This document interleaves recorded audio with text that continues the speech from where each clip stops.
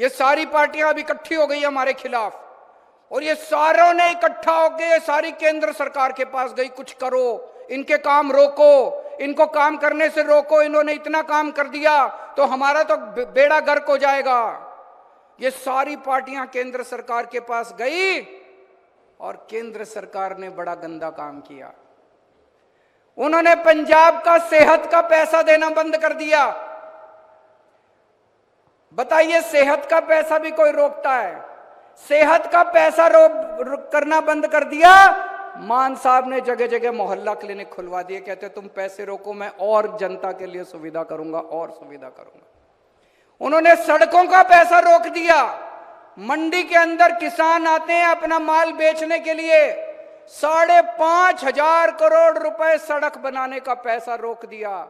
मान साहब ने कहा तुम पैसा नहीं देते मत दो, मैं और सड़कें बनाऊंगा अपने किसानों के लिए।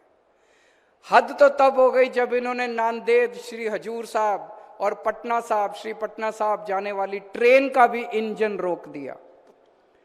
उन्होंने ट्रेन देनी बंद कर दी। परसों चिट्ठी आई है केंद्र सरकार की कि हम आपको मत्था टेकने के लिए ट्रेन नहीं देंगे, मत्था टेकने जाने के लिए ट्रेन नहीं देंगे। कल रात को मान साहब मेरे से जिक्र कर रहे थे, बहुत दुखी थे कि हमारे लोगों को, पंजाब के लोगों को किस तरह से केंद्र सरकार दुखी कर रही है। बताइए, अगर आप किसी को मत्था टेकने में सहयोग करते हो तो थोड़ा पुण्य आपको भी लगता है, लेकिन अगर आप किसी को मत्था टेकने से रोकते हो तो फिर ऊपर वाला आपको माफ नहीं करता। तो मान साहब कह रहे थे मैं कुछ दिन सोचता हूं, इसका तरीका निकालेंगे, आपको नांदेड़ हजूर साहब और श्री हजूर साहब और श्री पटना साहब तो लेके जाएंगे, इसका कुछ ना कुछ तो तरीका निकालेंगे, इनके मंसूबे पूरे नहीं होने देंगे।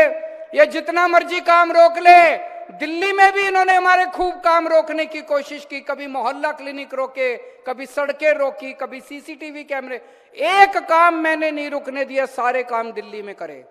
इसी तरह से पंजाब का भी एक भी काम नहीं रुकेगा, सारे काम होंगे। आपका जो सपना था रंगला पंजाब का, वो रंगला पंजाब हम सारे मिलके बनाएंगे।